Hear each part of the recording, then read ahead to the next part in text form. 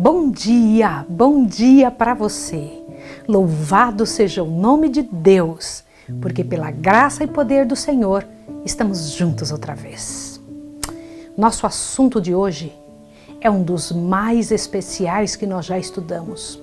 Pela graça e poder do Senhor, nós vamos estudar o último sermão, o último apelo divino.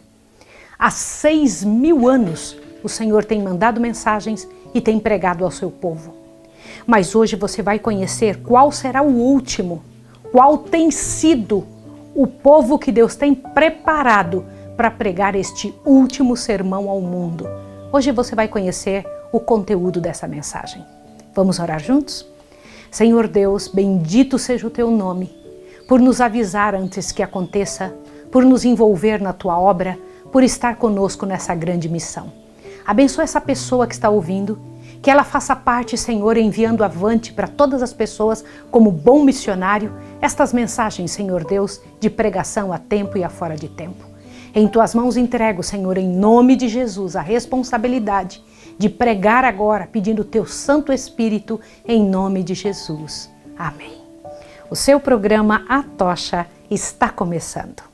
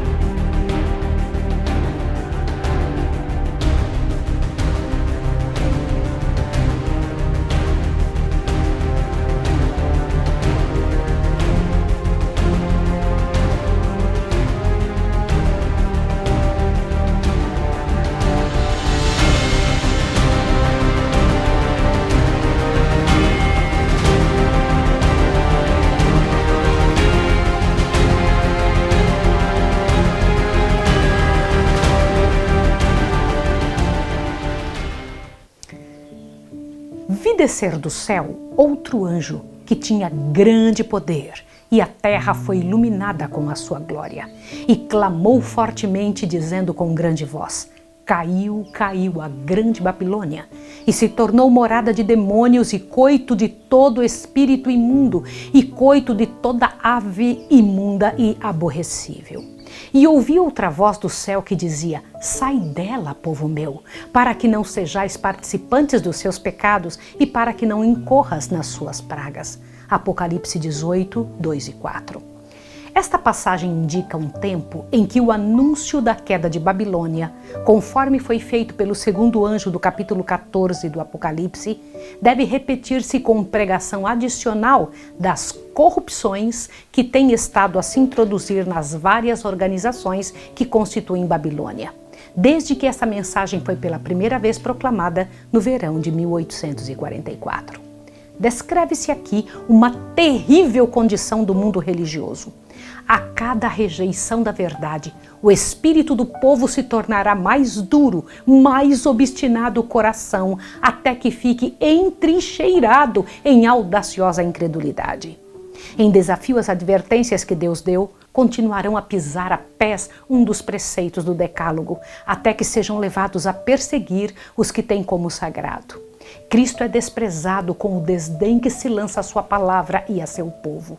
Sendo os ensinos do Espiritismo aceito pelas igrejas, removem-se as restrições impostas ao coração carnal, e o frequentar e praticar a verdadeira religião se tornará um manto para ocultar a mais vil iniquidade. A crença nas manifestações espiritualistas abre a porta aos espíritos enganadores e doutrinas de demônios.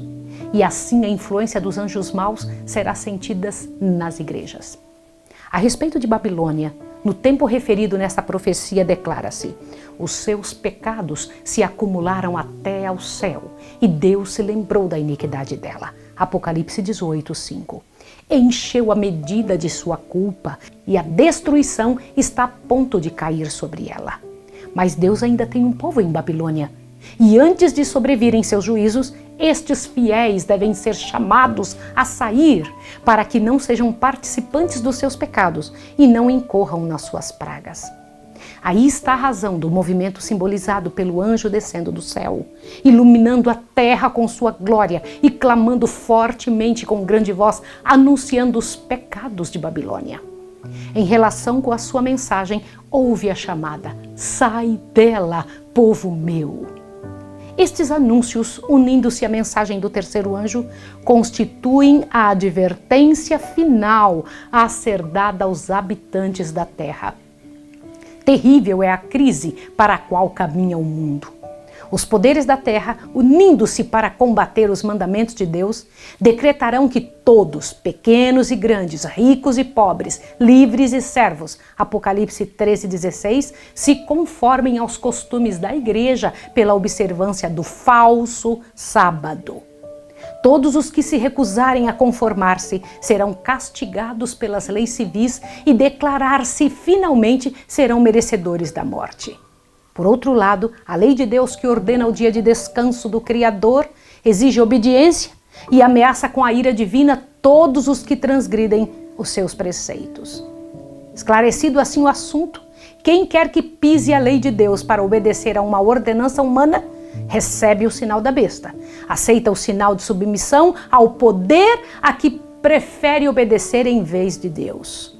A advertência do céu é: se alguém adorar a besta e a sua imagem, e receber o sinal na sua testa ou na sua mão, também o tal beberá do vinho da ira de Deus que se deitou não misturado no cálice de sua ira. Apocalipse 14, 9 e 10.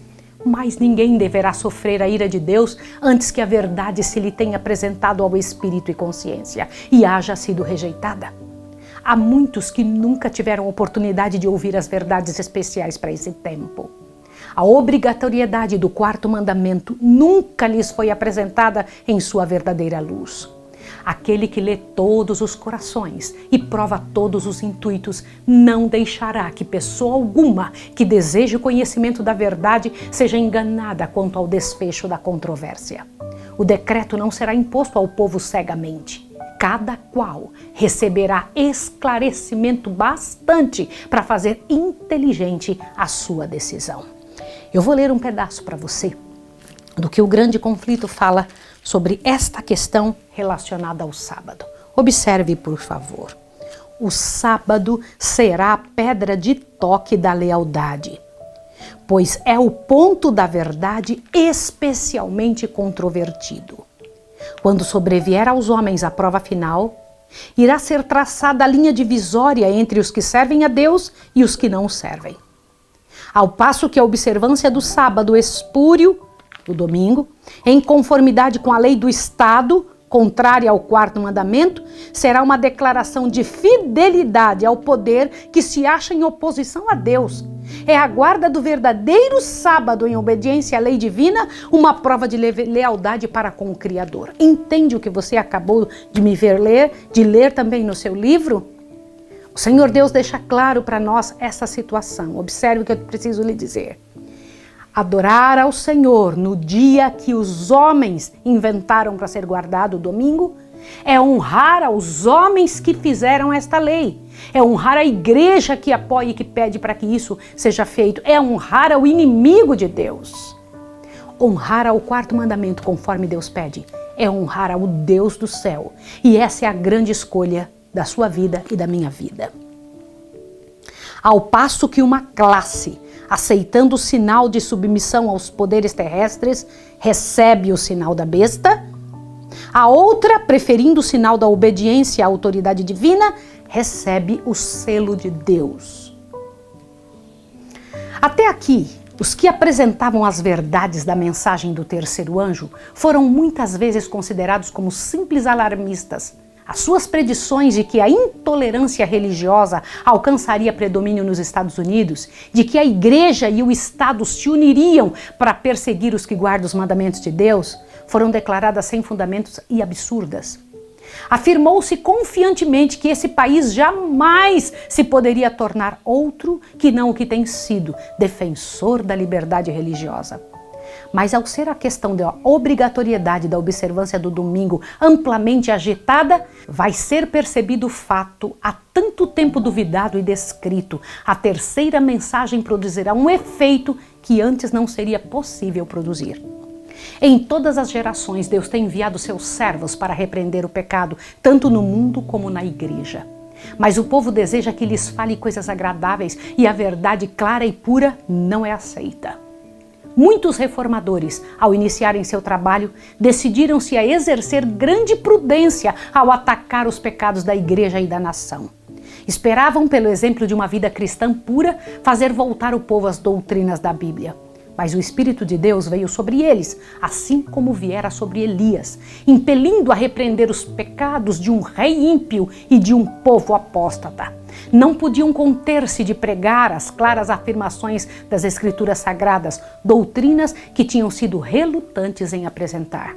Sentiam-se forçados a declarar zelosamente a verdade e o perigo que ameaçava essas almas. As palavras que o Senhor lhes dava, eles as falavam, sem temer as consequências, e o povo era constrangido a ouvir a advertência. Assim será proclamada a mensagem do terceiro anjo. Ao chegar o tempo para que ela seja dada com o máximo poder, o Senhor operará por meio de humildes instrumentos, dirigindo a mente dos que se consagram ao seu serviço. Os obreiros serão muito mais qualificados pela unção de seu espírito do que pelo preparo das instituições de ensino. Homens de fé e oração serão constrangidos a sair com zelo santo, declarando as palavras que Deus lhes dá. Os pecados de Babilônia serão revelados. Os terríveis resultados da imposição das observâncias da igreja pela autoridade civil, as incursões do espiritismo, os furtivos, mais rápidos progressos do poder papal, tudo será desmascarado. Por meio destes solenes avisos, o povo será comovido. Milhares de milhares que nunca ouviram palavras como estas irão escutar. Aleluia! Com espanto ouvirão o testemunho de que Babilônia é a igreja caída por causa de seus erros e pecados, por causa de sua rejeição da verdade enviada do céu para ela. Ao ir o povo a seus antigos ensinadores, com a urgente pergunta: são estas coisas assim? Os ministros apresentam fábulas, profetizam coisas agradáveis para acalmar os temores do povo e silenciar a consciência despertada.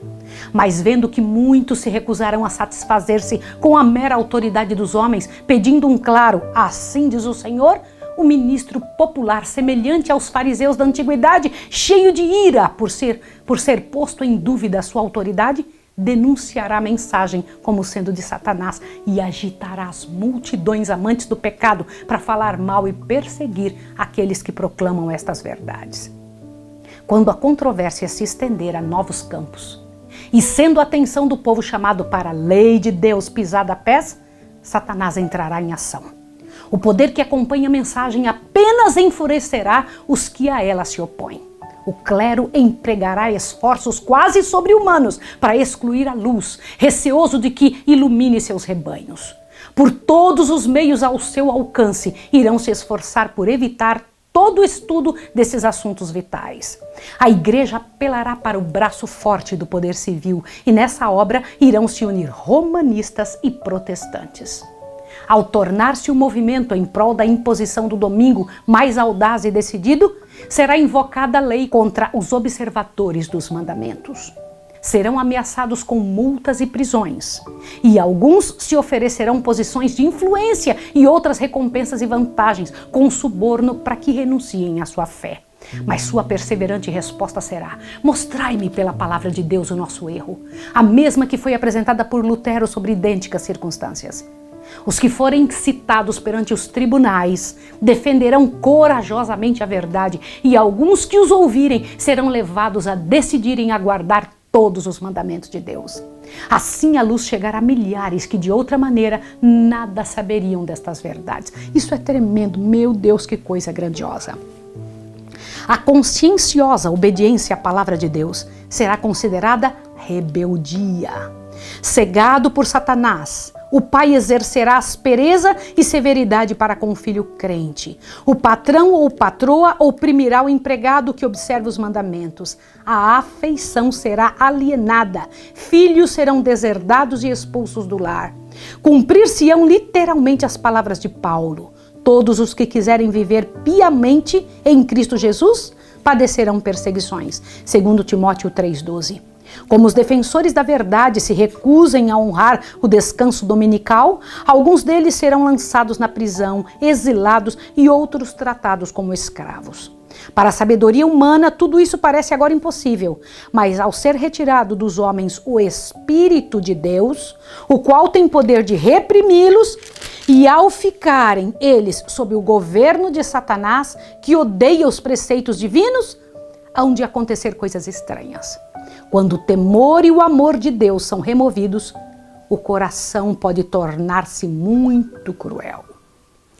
Ao aproximar-se a tempestade, uma classe numerosa que tem professado fé na mensagem do terceiro anjo, mas não tem sido santificada pela obediência à verdade, abandona sua posição, passando para as fileiras do adversário. Como me dói dizer isso a você. Se existe entre nós pessoas que sabem a verdade e não cumprem aquilo que sabem, que ficam protelando obedecer o que já sabem que está errado, estas pessoas passarão para as fileiras do inimigo na hora da maior pressão.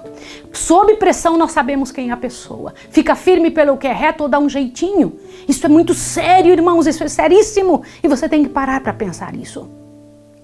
Unindo-se ao mundo e participando de seu espírito, chegam a ver as coisas quase sob a mesma luz e, em vindo à prova, estão prontos a escolher o lado fácil, o lado popular. Homens de talento e maneiras agradáveis que se haviam já regozijado na verdade, empregam sua capacidade em enganar e transviar as almas. Presta atenção nessa frase agora. Tornam-se os piores inimigos de seus antigos irmãos. Quando os observadores do sábado forem levados perante os tribunais para responder por sua fé, estes apóstatas serão os mais ativos agentes de Satanás para representá-los falsamente e os acusar. E por meio de falsos boatos e insinuações, incitar os governantes contra eles. Meu Deus, que eu não seja uma destas pessoas. Nesse tempo de perseguição, irá ficar provada a fé dos servos do Senhor. Deram fielmente a advertência, seguindo tão somente a Deus e a sua palavra. O Espírito Divino, atuando em seu coração, constrangeu-os a falar. Estimulados por um santo zelo e forte impulso divino, cumprem seu dever sem deter-se para calcular as consequências de falar ao povo a palavra que o Senhor lhes dera. Não consultaram seus interesses temporais, tampouco procuraram defender sua reputação ou vida. Todavia, quando a tempestade de oposição e vitupério irromper sobre eles, alguns, vencidos pela consternação, estarão prontos para exclamar: se tivéssemos previsto as consequências de nossas palavras, teríamos guardado o silêncio. Acham-se cercados de dificuldades. Satanás os assalta com cruéis tentações. A obra que empreenderam parece muito além de sua habilidade para levarem a termo. Estão quase a sucumbir. Foi-se o entusiasmo que os animava. Contudo, não podem voltar. Então, sentindo o seu completo desamparo, se refugiam naquele que é poderoso em busca de auxílio. Lembram-se de que as palavras que falaram não eram suas, mas daquele que os mandou dar advertência. Deus lhe pôs a verdade no coração e não podem eximir-se de proclamá-la. As mesmas provações foram experimentadas por homens de Deus nos séculos passados. Wycliffe, Hus, Lutero, Tyndale, Baxter, Wesley insistiam em que todas as doutrinas fossem submetidas à prova da Bíblia, declarando que renunciariam a tudo o que esta condenasse. Contra esses homens desencadeou-se a perseguição com fúria implacável. Não cessaram, porém, de declarar a verdade. Cada um dos diferentes períodos da história da igreja se tem distinguido pelo desenvolvimento de alguma verdade especial, adaptada às necessidades do povo naquele tempo. Toda nova verdade teve de enfrentar o ódio e a oposição, e os que foram beneficiados por sua luz sofreram tentações e provações. O Senhor dá a seu povo uma verdade especial quando este se encontra em situação difícil. Quem ousa recusar-lhe a publicá-la? Ele ordena a seus servos que apresentem o último convite de misericórdia ao mundo. Eles não podem permanecer silenciosos a não ser com o perigo de sua alma. Os embaixadores de Cristo nada têm que ver com as consequências. Devem cumprir seu dever e deixar os resultados com Deus. Assumindo a oposição, caráter mais violento, os servos de Deus de novo ficam perplexos, pois lhe parece que eles motivaram a crise. Mas a consciência e a palavra de Deus lhes asseguram que sua conduta é correta. E conquanto continuem as provações, são fortalecidos para suportá-las. A luta se torna mais renhida e acirrada, mas a sua fé e coragem aumenta com o perigo. Seu testemunho é: não ousamos tentar alterações na palavra de Deus, dividindo a sua santa lei, dizendo ser essencial uma parte e a outra não, com o propósito de alcançar o favor do mundo. O Senhor a quem servimos é capaz de nos livrar. Cristo venceu os poderes da terra. Iremos ter medo de um mundo já vencido? Essa tem sido a pergunta e o que para pelo coração dos que falam a verdade de Deus. A perseguição em várias modalidades é o desenvolvimento de um princípio que subsistirá enquanto existir Satanás e tiver o cristianismo poder vital. Ninguém poderá servir a Deus sem atrair contra si a oposição das hostes das trevas. Anjos maus o assaltarão, alarmados de que sua influência lhe esteja arrebatando a presa. Homens maus, reprovados pelo seu exemplo, unir-se-ão àqueles procurando separar de Deus tal pessoa por meio de sedutoras tentações. Quando estas não surtem o efeito esperado, recorre-se ao poder compulsório para forçar a consciência. Mas enquanto Jesus permanece como intercessor do homem no santuário celestial, a influência repressora do Espírito Santo é sentida pelos governantes e pelo povo. Essa influência governa, ainda até certo ponto, as leis do país. Não fossem estas, e a condição do mundo teria sido muito pior do que é agora. Mesmo que muitos de nossos legisladores sejam ativos agentes de Satanás, Deus também tem os seus instrumentos entre os principais homens da nação. O inimigo incita seus servos a que proponham medidas que estorvariam grandemente a obra de Deus, mas estadistas que temem ao Senhor são influenciados por santos anjos para que se oponham a estas propostas com argumentos poderosos. Assim, um pequeno grupo de homens sustará poderosa corrente de males. A oposição dos inimigos da verdade será restringida, a fim de que a mensagem do terceiro anjo possa efetuar a sua obra. Aleluia, Senhor! Quando for dada a advertência final, prenderá a atenção das pessoas influentes por meio de quem o Senhor está agora a operar, e algumas delas a aceitarão, irão se manter com o povo de Deus durante o grande tempo de angústia. O anjo que se une na proclamação da mensagem do terceiro anjo deve iluminar a terra toda com sua glória. Predisse com isto uma obra de extensão mundial e de extraordinário poder. O movimento adventista de 1840 a 1844 foi uma manifestação gloriosa do poder de Deus. A mensagem do primeiro anjo foi levada a todos os postos missionários do mundo e em alguns países houve o maior interesse religioso que se tem testemunhado em qualquer nação desde a reforma do século XVI. Mas isso deve ser superado pelo poderoso movimento sobre a última advertência do terceiro anjo. Irmãos, vocês ouviram isso? Será muito maior agora. Esta obra será semelhante ao dia de Pentecostes. Assim como a chuva temporã foi dada no derramamento do Espírito Santo no início do Evangelho, para efetuar a germinação da preciosa semente, a chuva serôdia será dada em seu final para amadurecimento da seara. Conheçamos e prossigamos em conhecer o Senhor, como a alva será a sua saída, e Ele a nós virá como a chuva serôdia que rega a terra. Oséias 6:3. E vós, filhos de Sião, regozijai-vos e alegrai-vos no Senhor vosso Deus, porque Ele vos dará ensinador de justiça e fará descer a chuva, a temporã e a serôdia. Joel 2:23. E nos últimos dias acontecerá, diz o Senhor Deus, que do meu espírito derramarei sobre toda a carne. E acontecerá que todo aquele que invocar o nome do Senhor será salvo. Atos 2, 17 e 21. Irmãos, ouçam aqui, você que está me ouvindo.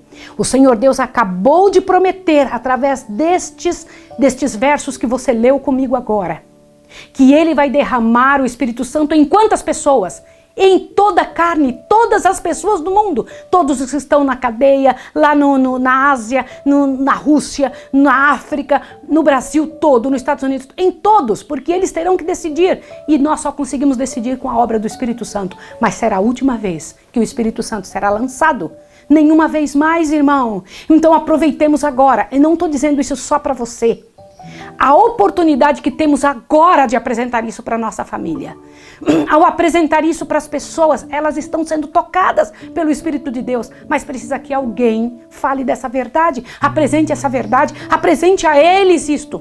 Se você não sabe pregar, se você não tem condição de ir em igreja, em lugares, mande pelo menos os vídeos. Mande isto, você vai estar fazendo a obra do Senhor da mesma forma. Olha que bênção que Deus nos deu de agora, através deste meio da internet, passar avante, pregue, passe avante isso para as pessoas. O Espírito de Deus está movendo elas para que busquem, para que tenham desejo, para que tenham sede, para que tenham fome dessa verdade.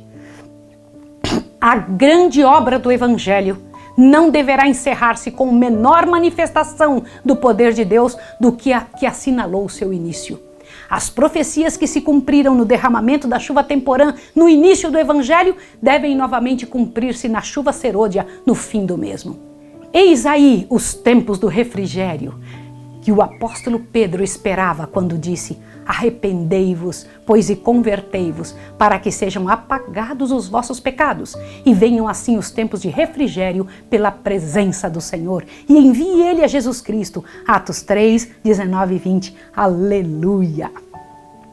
Servos de Deus com o rosto iluminado e a resplandecer de santa consagração, apressar-se-ão de um lugar para outro para proclamar a mensagem do céu. Você pode ser um desses servos que vão para todos os lugares com o rosto iluminado levando a mensagem. Você pode não estar lá em pessoa, mas você vai mandando as mensagens por todos os lugares.